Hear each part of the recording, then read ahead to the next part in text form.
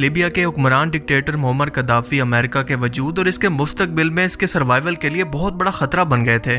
इसीलिए CIA ने इन्हें अपने ही बागियों के हाथों बेदर्दी से कत्ल करवा दिया। अपनी इस बेदर्दी से मौत के वक्त मुअम्मर कद्दाफी इन बागियों से कहते रहे कि मेरे बच्चों, तुम्हें नहीं पता तुम कितनी बड़ी गलती कर रहे हो, तुम्हें सच नहीं पता, किसी के प्रोपेगेंडा में आकर अपने मुल्क को तबाह मत करो। मगर किसी ने भी इनकी बात नहीं सुनी। कद्दाफी ने अपनी एक तारीखी तकरीर के अंदर दुनिया को आगाह किया था कि अब वक्त आ गया है कि हम सब मुसलमान हुक्मरान इकट्ठे हो जाएं, वरना इराक, शाम, फलस्तीन, अफगानिस्तान के बाद एक एक करके हमारी बारी आने वाली है और दुश्मन हमें डिवाइड एंड रूल के जरिए तबाह करना चाहता है, यानी मुसलमानों के इत्तेहाद को तोड़कर एक एक को तबाह करे। और ये भी कहा कि अगर मुझे कत्ल किया गया तो लीबिया पहले जैसा कभी नहीं रहेगा, मैं लीबिया की शान और शौकत भी अपने साथ ले जाऊंगा। और आज इनकी मौत के 11 साल के बाद इनका एक एक लफ्ज सच साबित हुआ कि एक एक करके मुस्लिम मुल्कों को तबाह किया गया, इनके वसाइल पर कब्जे हुए और आज लीबिया के टुकड़े हो चुके हैं। इसके अंदर बेतहाशा बागी जमातें मौजूद हैं, दुनिया के तमाम माफिया दहशतगर्द यहाँ पर मौजूद हैं, इकोनॉमी बिल्कुल तबाह हो चुकी है, बिल्कुल क़यामत का समा है। लेकिन याद रखें कि कद्दाफी के दौर के अंदर इस मुल्क का लाइफ स्टाइल और इसके लोगों की आमदनी यूरोप के अंदर भी मौजूद सबसे तरक्की याफ्ता मुल्कों से सबसे ज्यादा थी। लेकिन फिर सवाल उठता है कि आखिर बगावत क्यों हुई, मुअम्मर कद्दाफी को आखिर क्यों कत्ल किया गया, इसकी मौत के पीछे असल हकायक दरअसल क्या थे, आज लीबिया किस हाल में है। कद्दाफी की मौत के बाद हिलरी क्लिंटन और हॉलीवुड फिल्म इंडस्ट्री के अंदर कैसे इनका मजाक बनाया गया, इन सब हकायक से हम क्या सीख सकते हैं। तारीख के ऐसे हकायक जो कि आज तक आपसे छुपाए गए, आज की इस वीडियो में हम इसी बारे में जानने वाले हैं। 2011 में CBS चैनल को इंटरव्यू देते हुए US secretary of state Hillary Clinton का मुअम्मर कद्दाफी की मौत पर कहना था कि हम आए, हमने इसे देखा और वो मर गया, और इसके बाद एक कहका लगाकर इसकी मौत का मजाक बनाया।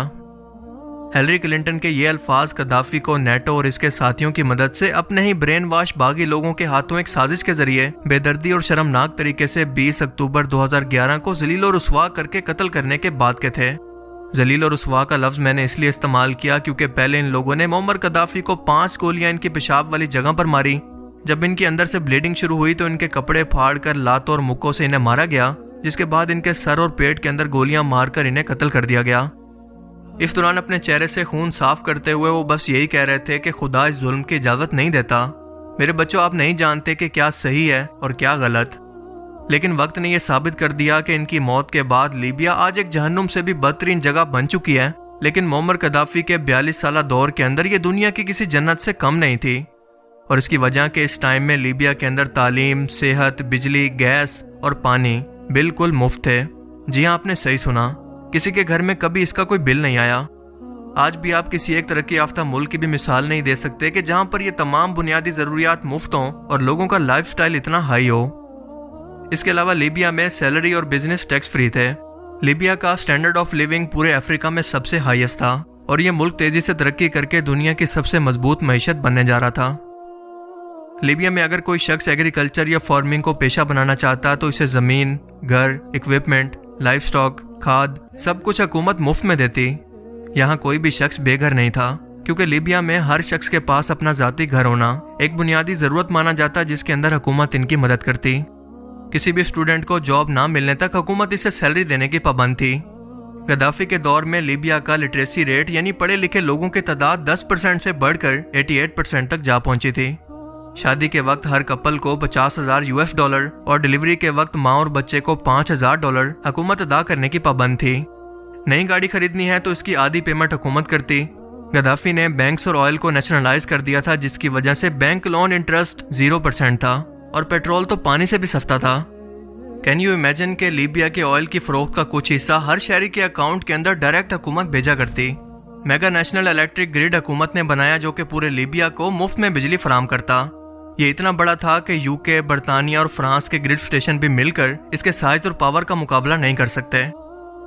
इस मुल्क पर कोई बैरूनी कर्जा नहीं था, बल्कि इसके पास अपने $150 बिलियन के रिजर्व थे और दुनिया का सबसे बड़ा इंसानी इरिगेशन प्रोजेक्ट लीबिया के अंदर मौजूद था, जो कि एक अजूबे से कम नहीं है क्योंकि ये 2820 किलोमीटर लंबा अंडरग्राउंड प्रोजेक्ट था, जिसे बनाने के अंदर $25 बिलियन खर्च हुए।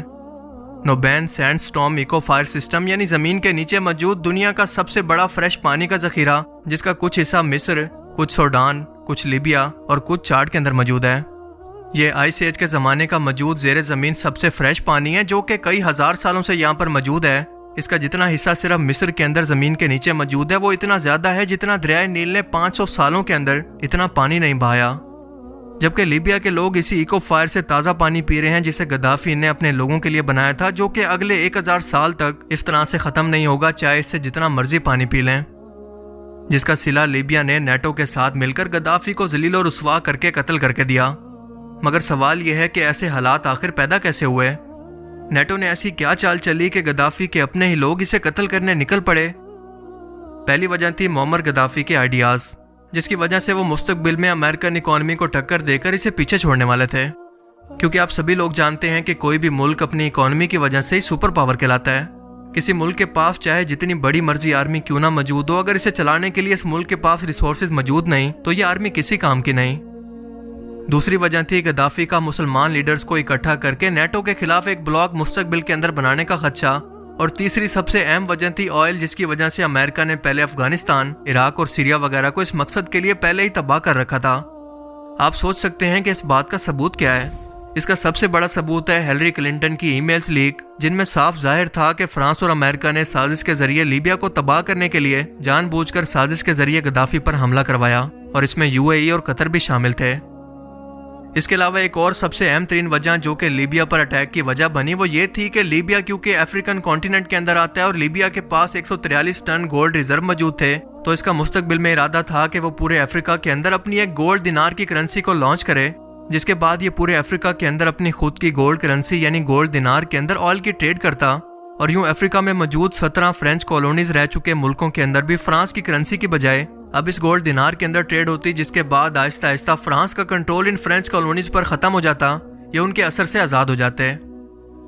इसके साथ साथ गद्दाफी ने यह बहुत बड़ा फैसला भी कर लिया था कि पूरी दुनिया के अंदर क्रूड ऑयल जो कि यूएस डॉलर के अंदर बेचा जा रहा है, अब हम इसे यूरो, रशियन करेंसी रूबल और रुपए में भी बेचेंगे। और आप लोग जानते हैं कि अमेरिकन करेंसी के स्ट्रॉन्ग होने की सबसे अहम वजह यह भी है कि ऑयल ट्रेड या बाकी इंटरनेशनल ट्रेड जो कि अमेरिकन डॉलर्स के अंदर होती है, इसकी वजह से अमेरिकन डॉलर की डिमांड बढ़ती है, जिसके बाद इसकी वैल्यू ऑटोमेटिकली बढ़ जाती है। लेकिन गद्दाफी का यह फैसला सीधा सीधा अमेरिकन करेंसी की मौत था।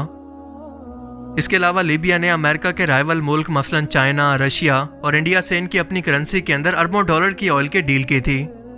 इस फैसले से अमेरिकन डॉलर की डिमांड कम होकर आईएमएफ और वर्ल्ड बैंक का कंट्रोल भी इन मुल्कों पर खत्म हो जाता, जिन दो बड़े इदारों से अमेरिका पूरी दुनिया के मुल्कों की इकोनॉमी पर डायरेक्टली ना सिर्फ असर अंदाज होता है बल्कि इनको अपनी शराइत के नीचे बांध कर रखता है।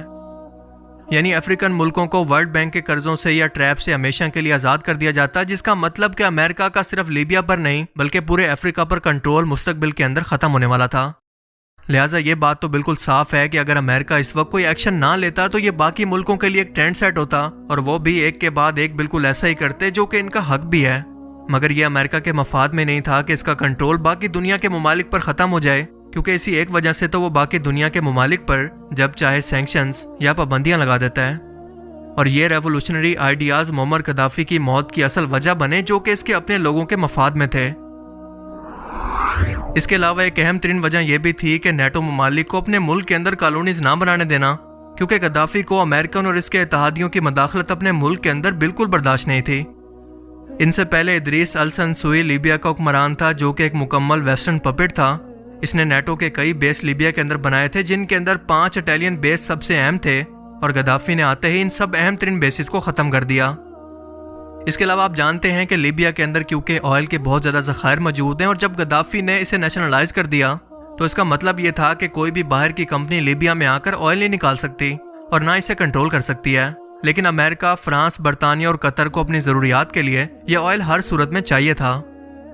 अगली वजह यह थी कि गद्दाफी वेस्ट को ललकारा करते थे कि इनके किसी कानून को ना मानते, और कई बार इंटरनेशनल मौकों पर इनकी पॉलिसीज पर क्रिटिसिज्म भी किया, क्योंकि इनका मानना था कि लीबिया का अपने रिसोर्सेज पर मुकम्मल इख्तियार है कि इसे जैसे मर्जी इस्तेमाल करें, कोई इसे डिक्टेशन या हिदायत बिल्कुल ना दे।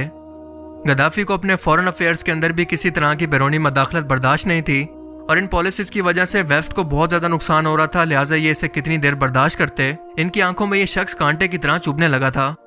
लिहाजा गद्दाफी का जाना तय हो गया, मगर जंग से नहीं बल्कि साजिश से। दरअसल हुआ कुछ यूं कि 2010 के आगाज के अंदर इकोनॉमिकल इंस्टेबिलिटी के चलते अफ्रीका के मुल्क तुनिसिया के अंदर गवर्नमेंट के खिलाफ पीसफुल मुजाहरे शुरू हुए, जो कि बढ़ते बढ़ते इजिप्ट, सीरिया, बहरीन और यमन तक जा पहुंचे। और वेस्टर्न मीडिया ने इसे हथियार के तौर पर इस्तेमाल करने का फैसला किया और इन मुजाहिरों को अरब अपराइजिंग का नाम दिया। 15 फरवरी 2011 के अंदर ये मुजाहरे लीबिया के शहर बंगाजी में शुरू हुए फतेह तारोल नाम के ह्यूमन एक्टिविस्ट के अरेस्ट के खिलाफ, और देखते ही देखते कई बागी इकट्ठे होकर गद्दाफी की हुकूमत के खिलाफ एक नई गवर्नमेंट बना लेते हैं। कतर और वेस्टर्न मीडिया इसे बड़ा चढ़ाकर दिखाता है और ये भी कि गद्दाफी इसे रोकने के लिए ताकत का इस्तेमाल करके अपने ही लोगों को मार रहा है, हालांकि ऐसा बिल्कुल नहीं था। पर वेस्ट को इससे अच्छा मौका नहीं मिलने वाला था और इसी बहाने को सामने रखकर यूनाइटेड नेशन ने 17 मार्च 2011 को 1973 की रेजोल्यूशन के तहत नेटो और इसके तादियों को लीबिया में हमला करने की इजाजत दे दी कि लीबिया के लोगों को गद्दाफी से बचाएं। हालांकि इस रेजोल्यूशन की वोटिंग के अंदर इंडिया, चाइना, रशिया, ब्राजील और जर्मनी ने वोट डालने से मना कर दिया था कि हमें इसके सबूत नहीं मिले। मार्च 2011 के अंदर लीबिया पर यूरोप और मिडल ईस्ट के 10 मुल्कों ने हमला शुरू किया, जिसके बाद 7 और मुमालिक भी इसके अंदर शामिल हो गए, यानी 17 मुल्क और लीबिया अकेला, कोई दोस्त साथ नहीं। और इससे भी बड़ी मुश्किल यह थी कि गद्दाफी को क्योंकि अपनी मिलिट्री की कू का डर हर वक्त लगा रहता था, लिहाजा जानबूझकर इसने अपनी आर्मी को जगह जगह पर फैलाकर कमजोर कर रखा था, जिसका नाकाबिले तलाफी नुकसान इस हमले के नतीजे में इन्हें आखिरकार उठाना पड़ा।